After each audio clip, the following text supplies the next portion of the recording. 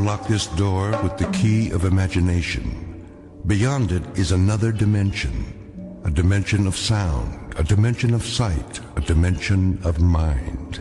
You're moving into a land of both shadow and substance, of things and ideas. You've just crossed over into the Twilight Zone.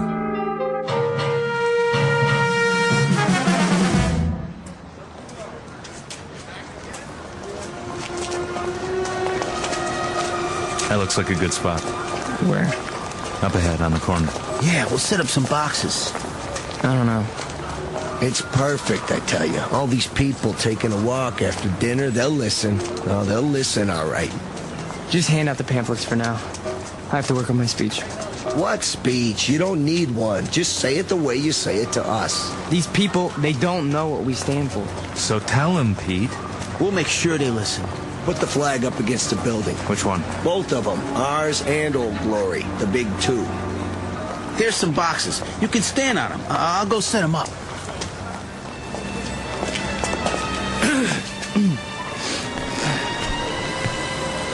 Good evening. Good evening, neighbors. I have something of great importance to tell you. If you'll all gather around. Neighbors? Who's neighbors? Yeah, we're not your neighbors. I never saw him around here. Yeah, me neither. Look at those crazy outfits they're wearing. Yeah, they look like real idiots. I bring you a message that you'll all want to hear. What are you selling? Vegetable choppers? Because I already bought one. Well, hear me out, folks. Hey, what's with the goopy flag? Yeah, it's got lightning bolts on it. Well, maybe they're looking for a few good men for Halloween. I want to talk to you about international communism and the secret masters of the World Bank. I'm not joking, neighbors. Do you know who's really behind it? Look at our economy. It's falling apart. He's just getting warmed up. Yep, in a minute he'll have them in the palm of his hand. The tribe of traitors. And they're here, in our homeland. They're in Washington. Those swine have captured the reins of government. Yeah, they're rotten apples, and I got an apple for you. Hey, knock it off, people. Yeah, show some respect. I'm talking about traitors. Listen. Boring. Ice cream. Get your ice cream. I want one. Come on, Angie. We'll both get one. Then we'll go home. Yeah, there's nothing happening here. No. Listen to this. What about foreigners? Huh? Foreigners. Take a look at the way that they're controlling us. They're right here on our doorstep. If there's anybody sitting on your doorstep, buddy, it's the man in the white coat. Here, take a tomato with you. You think that's pretty funny, don't you? You think it's funny that your country can be sold out? That they can sell out your flag and your birthright? You think that's funny, huh? Well, the day will come. Oh, shut up. Let him talk. What's the matter? No more big talk? He's just a scrawny kid with a big mouth. Real big. As long as you got a couple of punks to protect you. We gotta do something. Where's Nick? Go on, get out of here. Back off. This here's a real American. Yeah, a real jerk. Why, you?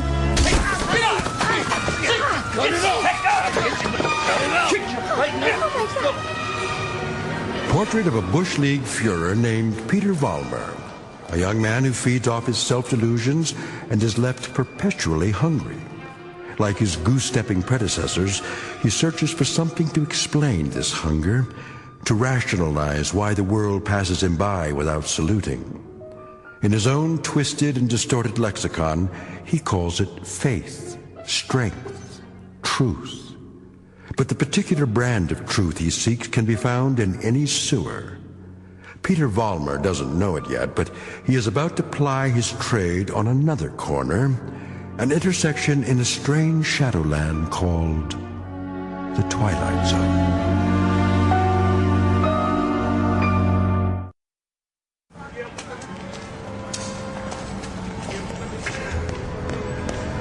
Hey, Pete! Pete! Are you okay? Yeah, we're fine. What are you doing in the alley? They cornered me. Must have been 10 guys on top of me. It was all I could do to get away. You sure that's what happened? Sure, I'm sure. Oh, mean crowd, Pete. You get a hot night, and you always get a mean crowd. Remember when I was telling you that? Remember when I was telling you that every time you get a hot night... All right. Okay, Pete. Okay. Why? I tried. And I tried hard out there tonight, but I couldn't get through. I couldn't get them to listen. Words never come out right. You did good. Real good. Someday they'll listen. They'll have to. They'll listen and they'll cheer. Someday they will, Pete. You'll see. Someday.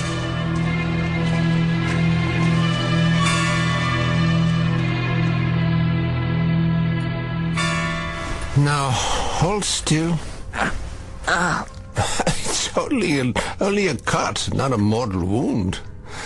Wash your face when you get home and put some iodine on it. I think you will survive. I'm sick. I'm tired, and I took a beating out there. Did you? Yeah, can I stay the night? Yeah, the couch remains in the corner, as usual. You're a good friend, Ernst. You understand. Sad to say, I do. A man does what he believes in. A man usually does. I believe in certain things. Is that right? You know I do. I mean, we're friends. You've known me since I was a kid. When you were a little kid, Peter, and I used to find you crying at my door late at night, I could pity you then. And now? What do you think? Now you peddle hate on street corners as if it were popcorn. It's not hate. It's a point of view. A philosophy. Oh, I know the philosophy. I know it quite well. 9 years in a place called Dachau. And you know who put me there? Peter Vollmer. What? A lot of Peter Vollmers. Frustrated men, sick men, hungry men. But the result, the effect, never mind the cause, was 12 million bodies in shallow graves. And it all started with young men in uniforms talking on street corners. Hey, you let me come here. You never sent me away. No, I never did.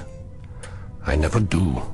I should close the door on you, but perhaps this is my sickness.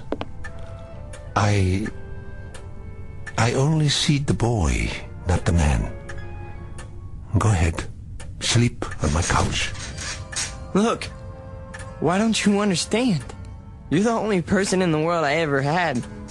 What else have I had? What? A drunk father who used to throw me against the wall? An old lady who drank till she had no marbles in her head? She didn't even recognize me half the time. That's why I used to come over here to your apartment, because, I mean, you were gentle with me, you know? You'd talk to me. You'd feed me. You'd take care of me. Ernst, you're my real father. Ah, this is the boy speaking again.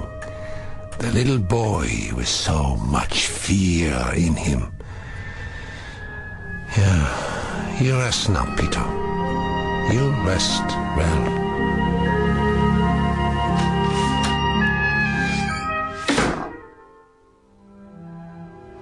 No. No. No. No.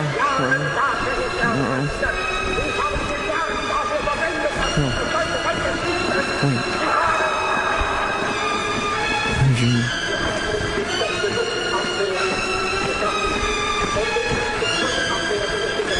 What? What? Peter! Who's that? Peter? Who's out there? Who is it? A friend, Mr. Vollmer. A friend? You have need of friends, yeah. Allies. Yeah, come downstairs, Mr. Vollmer. Come down and we'll talk, you and I.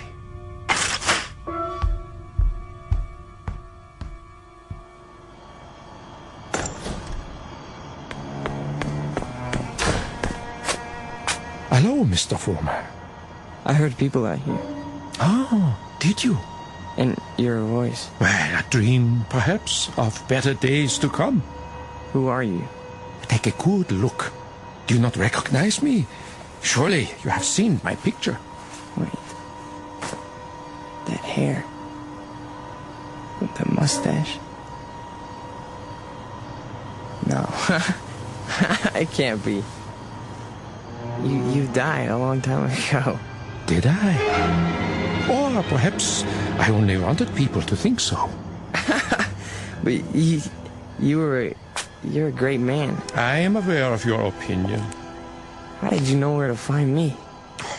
I simply followed your tears, Mr. Foreman. You said you have something to talk about? I do. I do indeed. I have you to talk about, and the things you believe in, which are the things I believe in as well. See, your success, Mr. Vollmer, will be my success. Are you interested? I am. I am. Please go on. Good. Then let us start by discussing a most important point. What are the dynamics of a crowd? How do you move them, Mr. Vollmer? How do you excite them? How do you make them feel as one with you? I don't know. I don't know, sir. How? Join them first, Mr. Vollmer. Yeah? When you address them, speak as if you were a part of the mob. Speak to them in their language, on their level. Make them hate the things you hate. How do I do that? If they are poor, talk to them about poverty. If they are afraid, talk to them about their fears. And if they're angry, Mr. Vollmer, if they're angry, give them objects for their anger. But most of all, what is most of the essence is that you make the mob an extension of yourself. Say to them things like, things like this. They call us hate mongers. They say we're prejudiced. They say we're biased. They say we hate the minorities. The minorities. Understand the term, neighbors. Minorities. Shall I tell you who the minorities are? Shall I? We are. We are the minorities. That way, Mr. Vollmer. See, you started that way. I think I understand. That's right.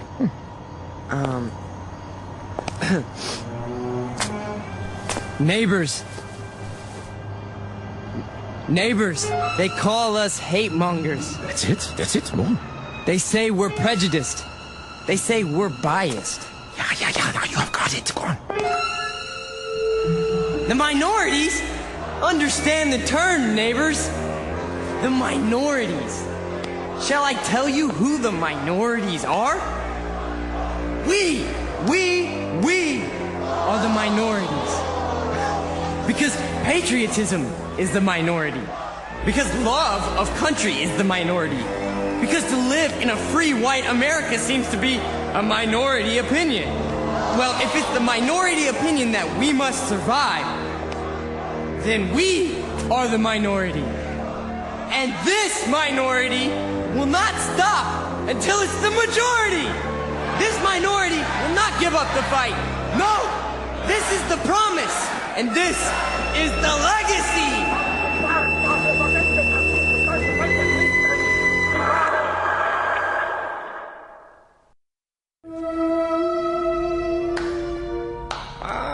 Excellent performance, Mr. Vollmer. Yes, very effective. Very effective. You learn quickly. Well, thank you. I didn't know you were here. I am always here. Pleased to be of help. You learned the style very well. You delivered it precisely as I told you. Now, I have some suggestions. I'll continue to give you speeches, but there's a matter of importance that must be taken care of. What is it? An expedient, Mr. Vollmer. Oh, you might call it a cause célèbre. Something to cement the organization together. I don't understand. The organization needs a martyr. A martyr? How do we find a martyr? You don't find one, Mr. Vollmer. You choose one. You pick out the one of least value, and you make him a symbol. You wrap him in a flag, and you make his death work for you. Find a man, Mr. Vollmer, who has no worth while he's alive, but who can serve you when he's dead. Like who? Oh, surely there is such a one. Pete, they're waiting. Be right there, Nick. Okay. Thought I heard voices. You talking to somebody? No. I'm just practicing my next speech. Look, hey, tell Frank to come in here, would you? Right away. Alone. An excellent choice, Mr. Vollmer. The little fat one. Yeah. Now, all you have to do is arrange it. The only thing is, I've known Nick for a long time. Isn't there some other way? Other way? There is no other way, Mr. Vollmer. And if you weaken now, there's no point in going on. When Frank comes back, tell him you've discovered an informer. Tell him the informer has done you irreparable damage. The informer must be put out of the way, but cleverly, subtly, so that there is some question as to who is responsible. But Nick's been with us from the beginning. The beginning? Oh, no, Mr. Vollmer. None of you were at the beginning. None of you. Nick's my friend. And this is an act of friendship. We are allowing him to serve the cause. Nick says you wanted to see me. We got a stoolie in the group, Frank. A stoolie? Yeah. Nick's been talking. And I think he's working for the police. No. I know it to be a fact. Everything we've done, everything we've said, Nick snitched on us. Are you sure? Beyond a shadow of a doubt. Well, what do you want to do, Pete? Get rid of him. Get rid of him so that it looks like somebody else did it. Make it look like someone who hates us. I understand. I understand, Pete. You call it, you got it. Hurry up, Frank. We've been waiting for you. Is it done? Cross off the little creek. Anything else? Then, we finally have our martyr. Pete, you better go on. They're going nuts in there. It's a good crowd tonight? Right to the ceiling. What's the matter, Stanley? Oh, nothing. Then why the look? It's just that Nick was a nice guy, Pete. I miss him. Stan, you listen to me. You forget about Nick right now. He was a fat pig with no guts. He was a greasy big mouth who copped out every time he took a breath. A nickel and dime Judas who got exactly what he deserved. So don't mourn for Nick. He doesn't rate mourning. Not that pig. You got that, Stanley? Look at me, Stanley. You got that? Yeah. You have his poster ready? Blown up bigger than life. Just like you said. Good. When I give the signal, unveil it behind the podium.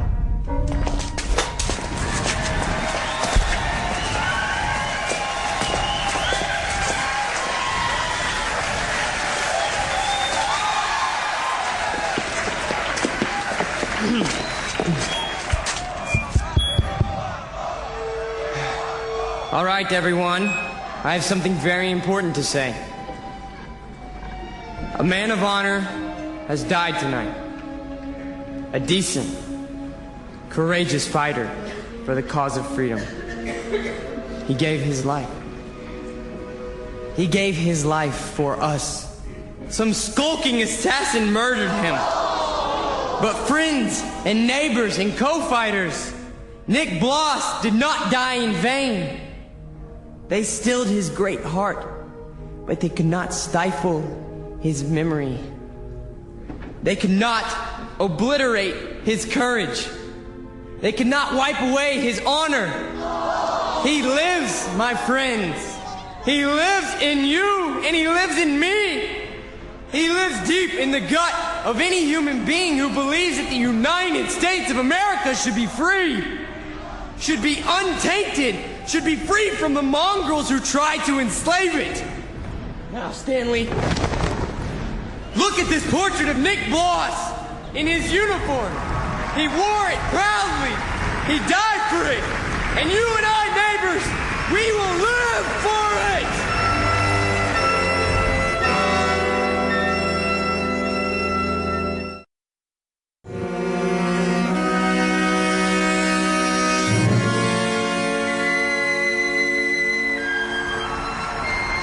And so I tell you, my friends, we will take it to the streets. There's going to be a big meeting tomorrow night with searchlights and banners and drums and armbands. For every one of you who wants to join us, we have armbands. And soon, very soon, we will have uniforms for all of you. When we march, when we march! Who's that? Search me. Go on, Mr. Vollmer. You were saying? Ernst, what are you doing here? I can tell them what you were saying. I have heard it all before. I have heard it 1,000 times before. In Munich, in Berlin, on 100 different street corners. It was drivel then, and it is drivel now. Ernst, you've got to stop. And what is this one here? The latest model? A new Führer right off the assembly line? Well, this one isn't so new. He is just a cheap copy. Oh, let me tell you about this one. About the breed, the species. They are all alike. Problem children with delusions. Sick, sad neurotics who need applause like a needle. That's enough, Ernst. Please. Please. Listen to me, Peter, and let them listen, or I will tell them about a quaking, whimpering boy who cried on my couch, who still cries on my couch. Ernst, don't. They need parades and torchlights and slogans like therapy. They need uniforms and armbands because without them they are naked and pitiful. This one grew too old to bite his nails, so he made believe he could lead others. Pete, don't let him have the mic. Put him down or I'll put him down. Yeah, put me down, Peter. Shut me up. Stifle me, huh? Why don't you? Why can't you? Because this is your courage right here. The symbol on your sleeve. A torch on a lightning bolt. A crude drawing for children. I'm warning you, Ernst. This patch is your strength. This and the crowds and the sick aisles. And if I tell you to your face, Peter, that your courage is made out of cloth, that your ideas are filthy garbage, and that you are something less than a man, what do you say to that? How do you answer me? Like this! Oh, your rebuttal. The only answer your kind knows how to give. Is that the best you can do? Bloody nose? This is your Führer? He is yours. I give him to you. A gift from the sewers. You see, folks, the way it is. Hey, Pete, don't worry about it. He's just an old man. One crummy old man. The way it is, I knew him. I knew the old man once. Is that a fact, Mr. Vollmer? Yes, that is a fact. I used to know him. And... Who's he talking to? Mr. Vollmer, I have no interest in who he is. My concern is in what he is. He cheapened you in front of these people. You barely had the strength to strike him a slap, like a woman. Your voice is like a lion, but your instincts are rabbits. And you? Instincts like a rabbit. Slap like a woman. You stand in the darkness. and plan the battles. But you're never there when they're fought. No. Why don't you come up here alongside me, huh? Why don't you let them see who you really are? Why don't you make a speech? Mr. Fulmer, I was making speeches before you knew how to read them. I was fighting battles when you were struggling to get out of a womb. I was taking over the world when your universe was a crib. And as for my standing in the darkness, Mr. Fulmer, I invented darkness. Then you take the stage. Go on. It's all yours. Pete, who were you talking to? Where are you going? You can't run out.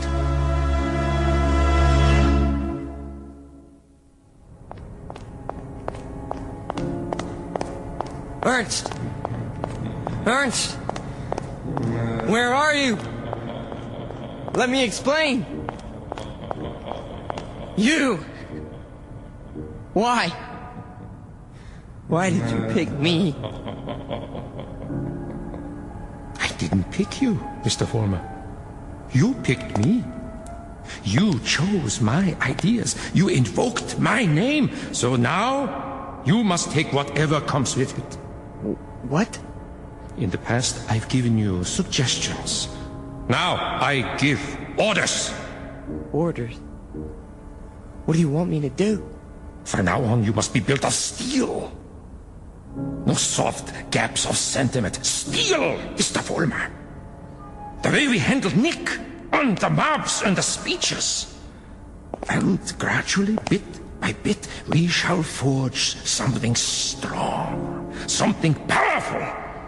Just as I did before, with my own hands. With my own hands! The old man, the Jew, he'll be back again tomorrow night, the next night. I know him. I know the type. We sent them into the ovens. But always there was a handful left to point a finger. His kind, Mr. Fulmer, his kind are dangerous. See, they talk, they think, they plant seeds, they hold us back. Here, take this. What is it? What do you think? A Luger 9mm pistol. My personal sidearm. Kill him. Kill the old man. Kill Ernst? Tonight, he will be in his room. If you are man enough. If you are steel. All right. I'll do it. I'll do it now. Then, Mr. Fulmer, when you come back, there's much we have to talk about. Plans, campaigns, ideas, the next steps. This is only the beginning, the dawn. It will be a long, long day.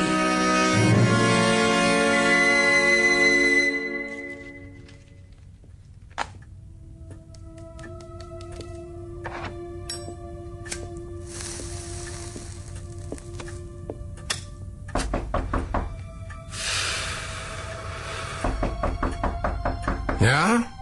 Come in.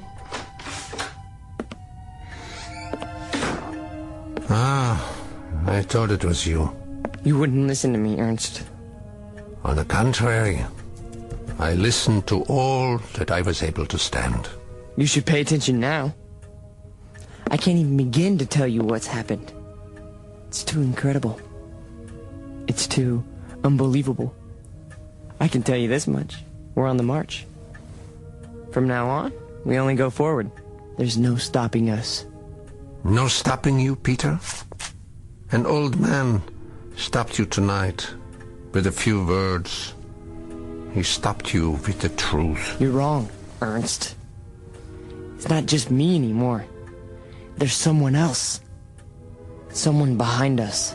Someone even you tremble at.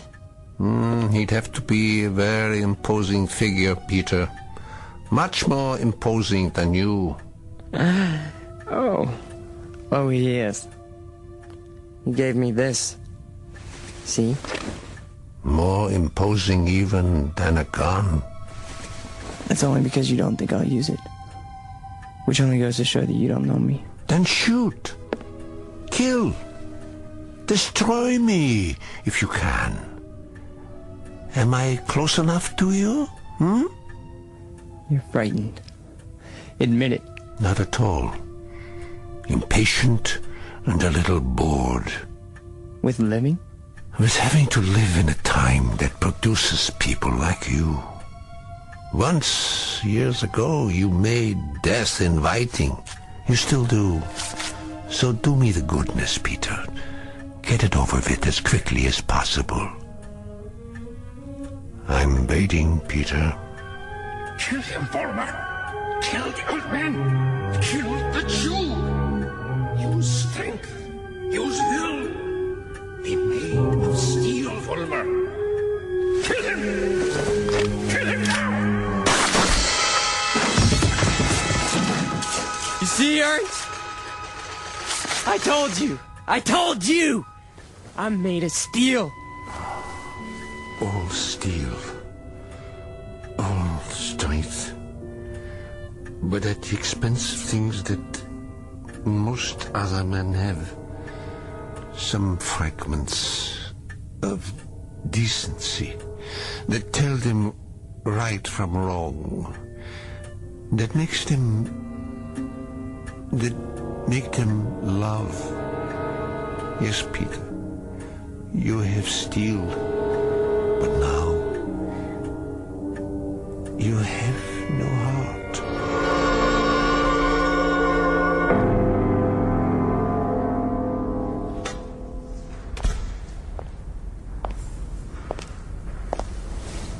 Where is everybody? Pete? We were just cleaning up. What happened to you? Nothing. Nothing happened to me. You tell them. You go out there and you tell them. But they've all gone home. Tell them I'm still in charge. I'm number one. You serve, I lead. Understand? You serve, I lead. Come on, Pete. Let's go. No, he picked me. Out of everybody, he picked me. What's wrong? Don't you believe me? He did. He picked me. So long, Pete. See ya. Don't you walk away from me! Frank! Frank!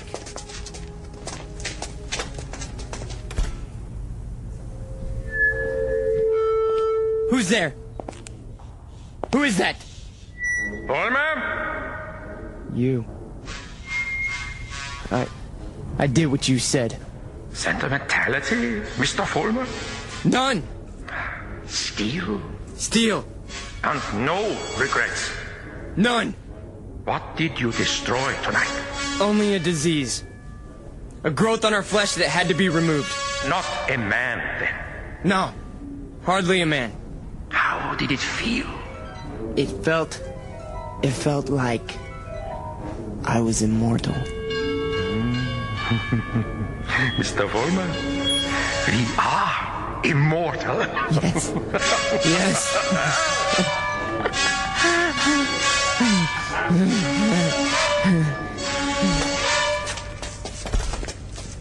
There he is. Don't move. What do you want? Peter Vollmer? Yes. We have a warrant for your arrest. That's impossible. The charge is conspiracy to commit murder. Your two friends are outside in cuffs. The victim's name was Nicholas Bloss. Get away from me. He's got a gun. Drop the gun! Now! Walk toward us with your hands up. Hey, look, he's going to the other door. Tell them to cover the alley. Halt! Halt, or I'll shoot!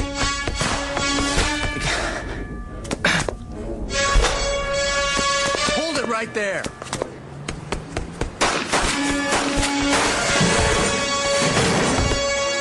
We got him. He's hit. Call for an ambulance. You have the right to remain silent. Anything you say can and will be used against you. There's something very wrong. There's something very wrong. Easy, kid. Don't try to talk. But you made a terrible mistake. I'm made of steel. It's true. Don't you understand? I'm made of steel. I'm made of steel. I'm made of steel. I'm made of steel.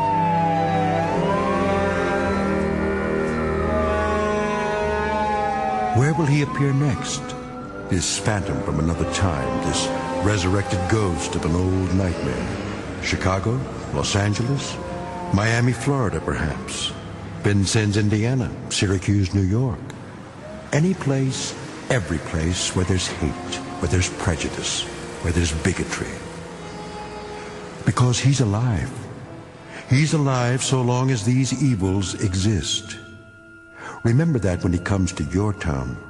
Remember it when you hear his voice speaking through the mouths of others, no matter who they may be.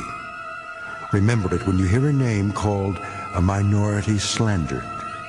Any blind, unreasoning attack on a people or any human being. He's alive. Because through these things, we keep him alive.